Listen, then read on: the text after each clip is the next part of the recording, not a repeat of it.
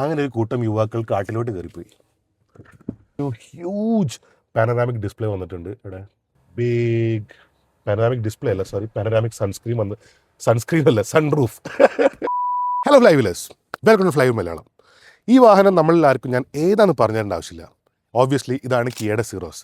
എത്ര ദൂരത്തുനിന്ന് കണ്ടാലും എത്ര അടുത്തുനിന്ന് കണ്ടാലും കുറച്ച് ഭാഗമായിട്ട് കണ്ടാലും വളരെ ഡിസ്റ്റിങ്ക്റ്റീവ് ആയിട്ടുള്ളൊരു ഡിസൈൻ ഉള്ളതുകൊണ്ട് നമുക്ക് തിരിച്ചറിയാൻ പറ്റുന്ന വാഹനമാണ് സിറോസ്. ഇപ്പോൾ നമ്മുടെ നാട്ടിലുള്ള സിറോസിൻ്റെ EV വേർഷനാണ് ഇപ്പോൾ നമ്മുടെ റിവ്യൂ ചെയ്യാൻ നിൽക്കുന്നത്. നമുക്ക് ഈ വാഹനത്തെക്കുറിച്ച് കൂടുതൽ മനസ്സിലാക്കാം. Welcome to ഫ്ലൈവ്.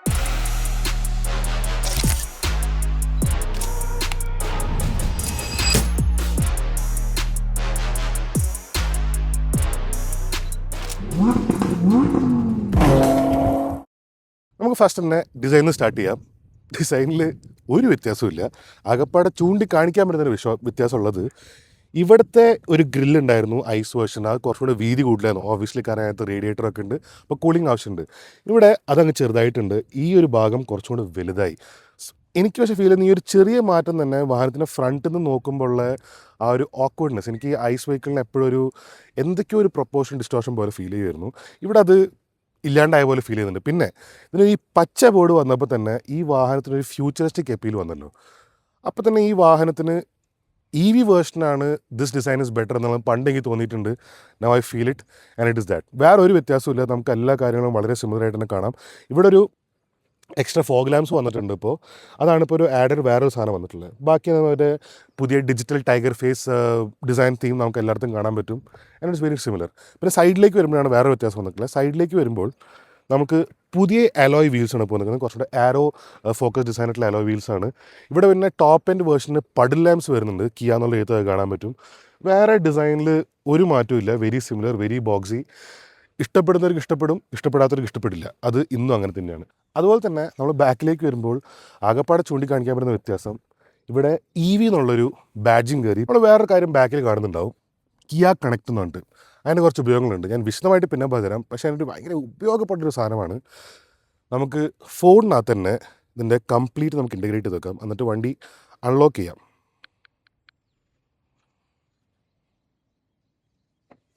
വണ്ടി അൺലോക്ക് ആയി. ഫോണിൽ നിന്ന് അൺലോക്ക് ചെയ്യാം, ലോക്ക് ചെയ്യാം, നമുക്ക് AC ഓൺ ആക്കാം. അങ്ങനത്തെ ഒരുപാട് കാര്യങ്ങൾ ചെയ്യാൻ പറ്റും. This interface is very nice. ഞാൻ കുറച്ചുകൂടെ കാര്യമായിട്ട് എക്സ്പ്ലെയിൻ ചെയ്യാം, but this is very nice. Boot തുറന്ന് നമ്മൾ ആദ്യം കാണുന്നത് ലോകത്തിലെ ഏറ്റവും ചെറിയ പാർസൽ ട്രേയാണ്. ഇത്രേ ഉള്ളൂ. അത് നമുക്കിങ്ങനെ ഊരിയെടുക്കാൻ പറ്റും. നമുക്കിവിടെ ഇത് ഫുള്ളി കംപ്ലീറ്റ് ആയിട്ടുമില്ല. അതിന് കാരണം എന്താ വെച്ച് കഴിഞ്ഞാൽ സീറ്റ് നമുക്ക് ബാക്കിലേക്ക് റിക്ലൈൻ ചെയ്യാൻ പറ്റുന്നൊരു വാഹനമാണ്. അതുകൊണ്ട് ഇത്രയും ഒരു ഗ്യാപ്പ് വെച്ചിട്ടുണ്ട്. പിന്നെ എൻ്റെ താഴേക്ക് നോക്കിക്കഴിഞ്ഞാൽ നമുക്കിവിടെ ചാർജിങ് പാക്ക് ഉണ്ട്. ഇത് പോർട്ടബിൾ ചാർജർ ഒന്ന്. ഇവിടെ ഇതിൻ്റെ ഹസാർഡിൻ്റെ സാധനമുണ്ട്. ഇത് തുറന്നു കഴിഞ്ഞാൽ ഒരു സ്പേസ് സേവർ വീലും കാണാം. അതിൻ്റെ ഉള്ളിൽ വീൽ അഴിക്കാനും തുറക്കാനൊക്കെ ഉള്ള ഉപകരണങ്ങൾ. പക്ഷേ അത്യാവശ്യം വലിപ്പമുള്ളൊരു ബൂട്ട് സ്പേസ് തന്നെയാണ്. നമുക്ക് വേണമെങ്കിൽ ഈ സീറ്റ് 60-40 റേഷ്യോയിൽ നമുക്ക് താഴ്ത്തി വയ്ക്കുകയും ചെയ്യാം. So it is well and good. നമുക്ക് ആവശ്യത്തിൽ കൂടുതൽ സ്ഥലങ്ങളൊക്കെ ഉണ്ട്, അതിനൊന്നും കുഴപ്പമില്ല. ഇത് നമുക്ക് അകത്തോട്ട് കയറിയിട്ട് വന്നേക്കുന്നത് മാറ്റാം. അകത്തോട്ട് കയറുമ്പോൾ നമ്മൾ ഈ പുതിയ സ്റ്റിയറിംഗ് വീലാണ് ആദ്യം കാണുന്നത്. ഇത് EV സ്പെസിഫിക് ആയിട്ടുള്ള സ്റ്റിയറിംഗ് വീലാണ് കിയയുടെ. അതിന് കാരണം എന്താ വെച്ച് കഴിഞ്ഞാൽ കിയയുടെ EV വെഹിക്കിൾസിൽ കോളമിലാണ് ഡ്രൈവ് സെലക്ടറും സ്റ്റാർട്ട് ബട്ടണും വരുന്നത്. അപ്പോൾ അതൊരു ഫുൾ ഒരു കോൺസോൾ പോലെ വരുന്നത്. For obvious reasons. അത് കോസ്റ്റ് റിഡക്ഷനും പിന്നെ ഒരു സ്ഥലത്ത് തന്നെ നമുക്ക് പാർട്സ് മാനുഫാക്ചർ ചെയ്യാനൊക്കെയാണ് ഇങ്ങനെ ചെയ്യുന്നത്. അതുകൊണ്ട് തന്നെ EV സ്പെസിഫിക് ആണ്. നമുക്കിവിടെ പാഡൽസ് കാണാം, റീജിയനിലുള്ള ഗിയർ സെലക്ടറും കാര്യങ്ങളും കംപ്ലീറ്റ് ആയിട്ട് ഇങ്ങോട്ട് മാറിയോണ്ട് തന്നെ ഈ ഒരു സെൻറ്റർ ഭാഗം കംപ്ലീറ്റ്ലി ഫ്രീ അപ്പ് ആയിട്ടുണ്ട്. ഇവിടെ വയർലെസ് ചാർജിങ് പാഡ് കാണാം, ഇവിടെ സ്റ്റോറേജ് ഏരിയ കാണാം, ഇവിടെ സ്റ്റോറേജ് ഏരിയ ഉണ്ട്. ഇതൊരു റിമൂവബിൾ പീസാണ്. നമുക്ക് ഈ പീസ് ബാക്കിലേക്കും ഫ്രണ്ടിലേക്കും ഒക്കെ ആയിട്ട് മാറ്റി വെച്ച് കഴിഞ്ഞാൽ നമുക്ക് സ്റ്റോറേജ് കുറച്ചുകൂടെ ടൈറ്റ് ആക്കണം. അതായത് നമുക്ക് ചെറിയ സാധനമാണ് വെക്കാനുള്ളതെന്നുണ്ടെങ്കിൽ മുന്നിലേക്ക് വെച്ചിട്ട് ഇതിൻ്റെ ഇടയിൽ ഫോൺ വെക്കാനുള്ള സ്ഥലം കറക്റ്റായിട്ട് കിട്ടും. ഇങ്ങനെ കിട്ടും, കണ്ടോ?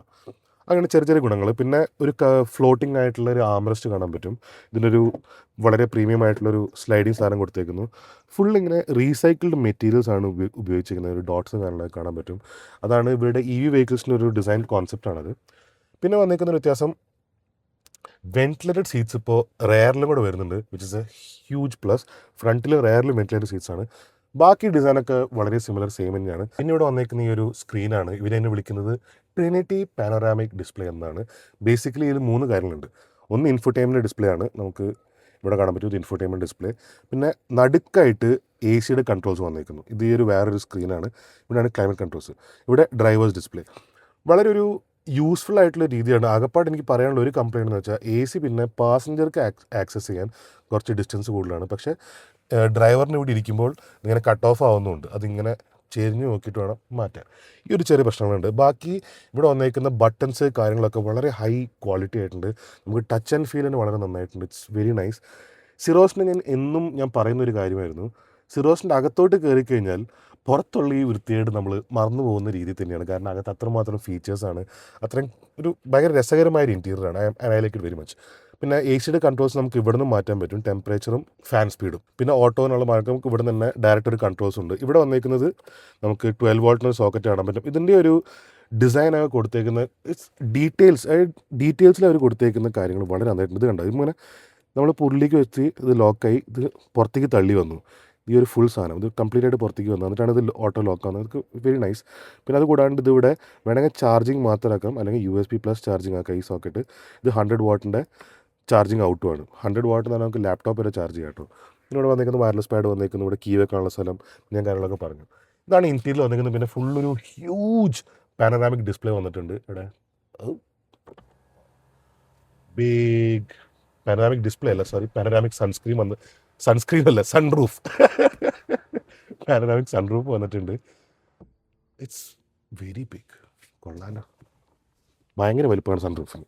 അടിപൊളിയായിട്ടുണ്ട്. കുറേ സൈക്കിൾ ചവിട്ടിസ്റ്റുകൾ ഇവിടെ വന്നേക്കുന്നു. അവർ ട്രെയിൽ ബൈക്കിങ്ങിന് പോകാൻ പോവുക. നമ്മുടെ നാട്ടിൽ സാധാരണ കാണുന്ന സംഭവമല്ല, ട്രെയിൽ ബൈക്കിംഗ് ആണ്. നൈസായിട്ടുണ്ട്, പോകുന്ന നോക്കണം. അങ്ങനെ ഒരു കൂട്ടം യുവാക്കൾ കാട്ടിലോട്ട് കയറിപ്പോയി. റയറും ഈ ഒരു ഡിസൈൻ ആയതിൻ്റെ ബോക്സി ഷേപ്പ്, ഇങ്ങനത്തെ ഹ്യൂജ് ഡോസ്, അതുകൊണ്ട് തന്നെ ഉള്ളിലോട്ട് കയറാനും ഇറങ്ങാനൊക്കെ ഫ്രണ്ടിലാണെങ്കിലും ബാക്കിലാണെങ്കിലും വെരി ഈസി. നമുക്ക് നടന്ന് കയറാൻ പറ്റുന്നുണ്ട്. അതിൻ്റെ എർഗണോമിക്സിൻ്റെ കാര്യത്തിലൊക്കെ ഇറ്റ്സ് വെരി സെറ്റ്. ഈ ഒരു ഡിസൈനിൻ്റെ ഒരു ഓക്വേർഡ്നെസ് നമുക്ക് മറക്കാൻ പറ്റിയാൽ കിട്ടുന്ന കുറേ അഡ്വാൻറ്റേജസ് ആണ് ഇപ്പോൾ ഈ കാര്യങ്ങളൊക്കെ. ബാക്കിലോട്ട് കയറി കഴിഞ്ഞാൽ പറഞ്ഞല്ലോ, ഒരു വെന്റിലേറ്റഡ് സീറ്റിന് ഇപ്പോൾ ഓപ്ഷൻ വന്നിട്ടുണ്ട്. അതിൻ്റെ ബട്ടൺ നമുക്ക് ഇവിടെ കാണാൻ പറ്റും.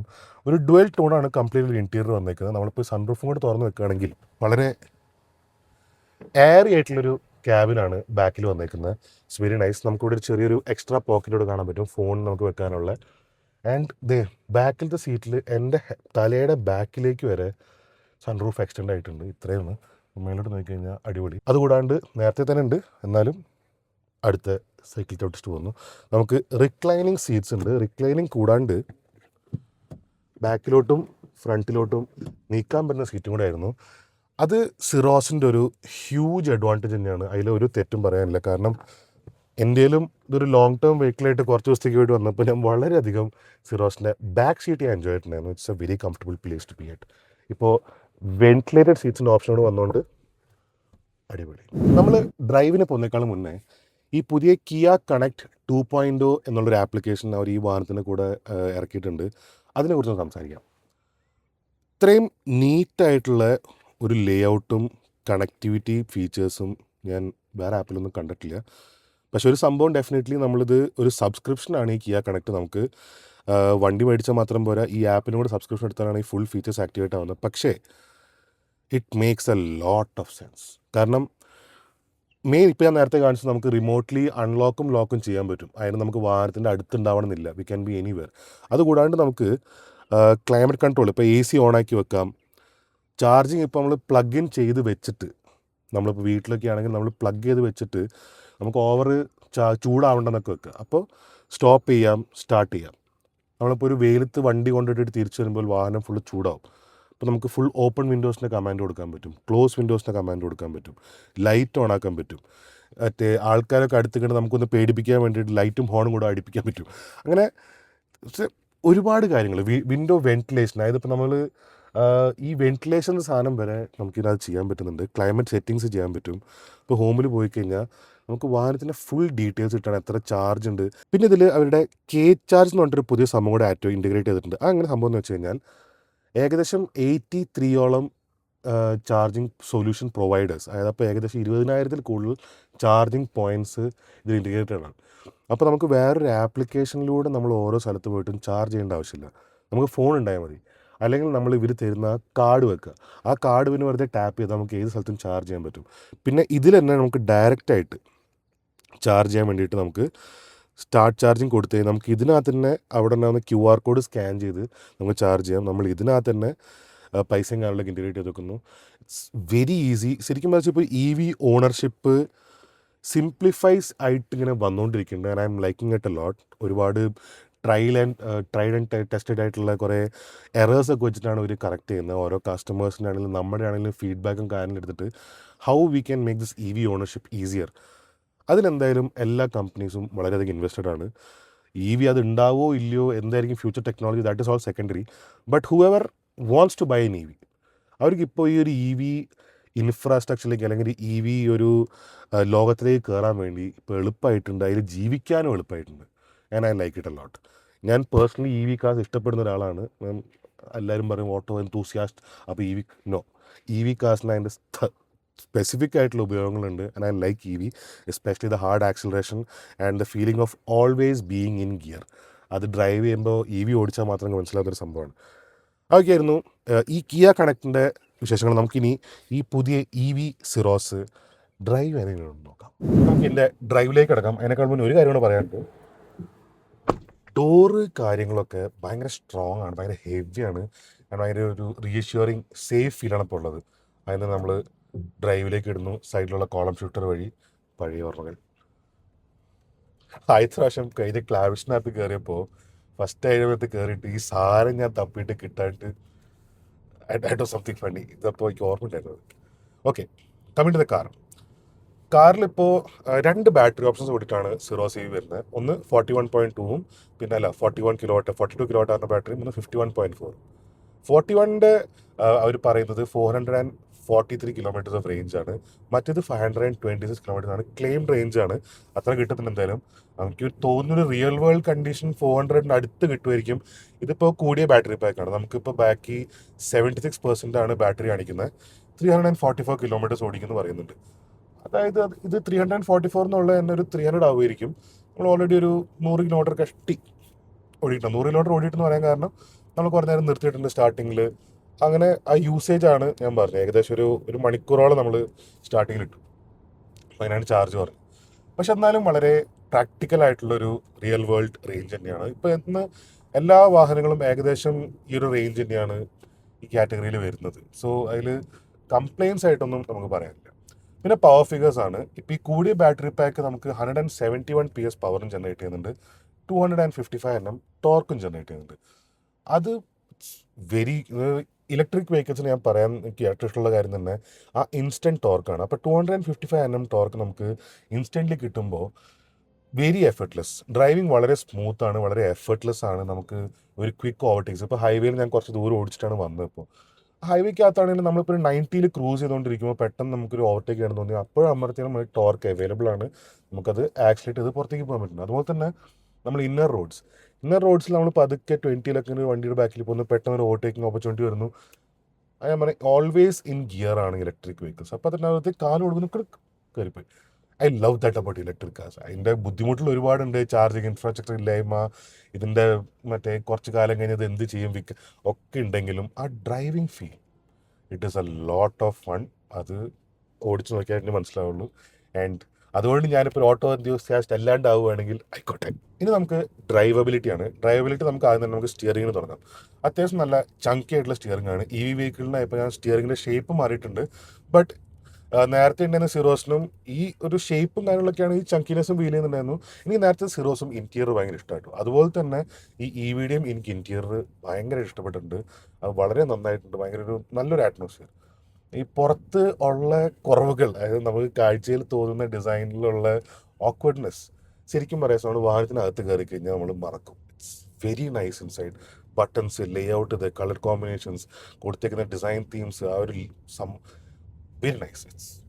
It's top notch. കോമ്പറ്റീറ്റീവ് വെച്ച് കമ്പയർ ചെയ്യുമ്പോൾ തന്നെ interiors are very top notch.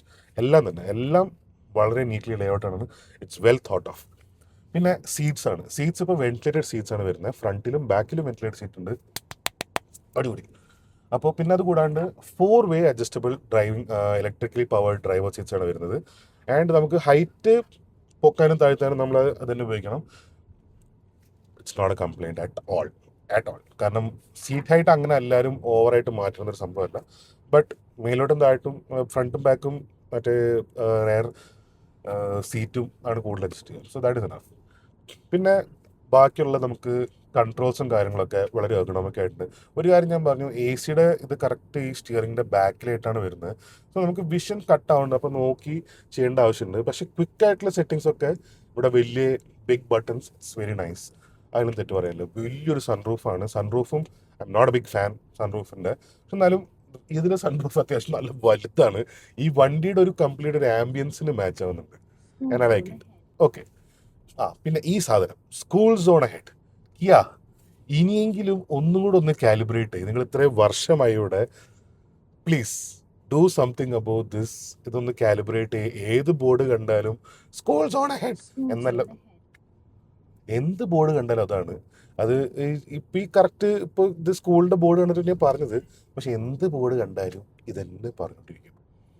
Okay, ഇത് കൂടി ഇതിനിപ്പോൾ ഒരു ഡാഷ് ക്യാമറ കൂടെ വരുന്നുണ്ട്. ഇപ്പോൾ കിയയുടെ വെഹിക്കിളിന് ഫ്രണ്ട് ആൻഡ് ഡുവൽ ക്യാമറ ഉള്ള ഡാഷ് ക്യാമറ വരുന്നുണ്ട്. 4K ആണ്. അത് non stop constant recording.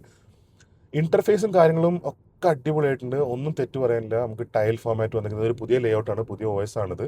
It's very nice, it's very usable. ഈ വോളിയം റോക്കേഴ്സ് ഇവിടെയൊക്കെ വന്നേക്കുന്നതും ഇറ്റ്സ് വെരി നൈസ്. ഇനി സസ്പെൻഷൻ്റെ കാര്യമാണ്. സസ്പെൻഷൻ ഇച്ചിരി ഒരു ഹാർഡർ സൈഡായിട്ട് എനിക്ക് ഫീൽ ചെയ്യുന്നത്. നമുക്ക് റോഡിലുള്ള എല്ലാ സാധനവും ഉള്ളിലേക്ക് ഫീൽ ചെയ്യുന്നുണ്ട്. It's not that great. പിന്നെ ബ്രേക്കിംഗ് അത്യാവശ്യം സ്ട്രോങ് ആണ്. ബ്രേക്കിങ്ങിന് എനിക്ക് കംപ്ലയിൻസ് ഒന്നും പറയാനില്ല. ആക്സലറേഷനാണ് പിന്നെ നമ്മളിപ്പോൾ 3 മോഡ്സ് ഉണ്ട് ഇതിൽ: ഈക്കോ, നോർമൽ, സ്പോർട്ട്. മൂന്നിലിടുമ്പോഴും അത്യാവശ്യം പ്രോപ്പറായിട്ട് നമ്മൾ ആക്സിലേറ്റർ പെഡൽ ജസ്റ്റ് ഒന്ന് കൊടുത്തു വെച്ചിട്ട് നമ്മൾ ഓരോ മോഡ് മാറ്റുമ്പോൾ എന്താ നമുക്ക് ഓരോ ആ ഡ്രൈവ് ചേഞ്ചസ് കറക്റ്റ് മനസ്സിലാവുന്നുണ്ട്. ആ കുറയുന്നതും കൂടുന്നതും പവർ കുറയുന്നത് നമുക്ക് മനസ്സിലാവുന്നുണ്ട്. It's nice. ഇതാണ് ദി ന്യൂ സിറോസ് EV. നമുക്കിതൊരു ഫുൾ ഡേ കിട്ടിയിട്ടുള്ളൂ. എന്തായാലും ഞാൻ എപ്പോഴും എല്ലാവരും റിവ്യൂക്കകത്തും പറയുന്ന പോലെ തന്നെ നമ്മുടെ നാട്ടിൽ ഈ വാഹനം കിട്ടിയതിന് ശേഷമാണ് ഒരു പ്രോപ്പർ നമ്മുടെ ഒരു അഭിപ്രായത്തോട് കൂടിയിട്ട് എന്താണ് എനിക്ക് പ്രോപ്പറായിട്ട് തോന്നിയതെന്ന് ഞാൻ എപ്പോഴും പറയാം. കാരണം നമുക്ക് ഒരേ സ്ഥലത്ത് റിപ്പീറ്റഡ് ഓടിക്കാൻ പറ്റുകയാണ്, കമ്പയറിങ്ങും ഒക്കെ നടക്കുന്നത്. സോ ഇന്നത്തെ ഒരു ദിവസത്തെ എൻ്റെ കുറച്ച് അണ്ടർസ്റ്റാൻഡിങ്സ് ആയിരുന്നു ഞാൻ ഷെയർ ചെയ്തത്. നിങ്ങൾക്ക് ഇതല്ലാണ്ട് വേറെ എന്തെങ്കിലും നിങ്ങൾക്ക് അറിയാനുണ്ടെങ്കിൽ കമൻറ്റ് ബോക്സിൽ എന്തായാലും യു ആസ്ക് മീ. പിന്നെ ഈ വാഹനത്തെക്കുറിച്ചുള്ള നിങ്ങളുടെ അഭിപ്രായം, ഞാൻ ഈ പറഞ്ഞിട്ടുള്ള കാര്യങ്ങളും ഫീച്ചേഴ്സും ഇതിനെക്കുറിച്ച് എന്ത് ഫീൽ ചെയ്യുന്നു എന്നുള്ളതും you let me know in the comment box. നിങ്ങൾക്കുള്ള സംശയങ്ങൾ എന്തായാലും ഞാൻ കമൻറ്റ് ബോക്സിൽ റിപ്ലൈയോടെ തീർക്കുന്നതായിരിക്കും. ഇതൊക്കെയായിരുന്നു ഈ പുതിയ സിറോസ് EVയുടെ വിശേഷങ്ങൾ. ഇനി മറ്റൊരു വാഹനവും മറ്റൊരു വിശേഷമായിട്ട് കാണുന്നവരെ stay safe and enjoy your views.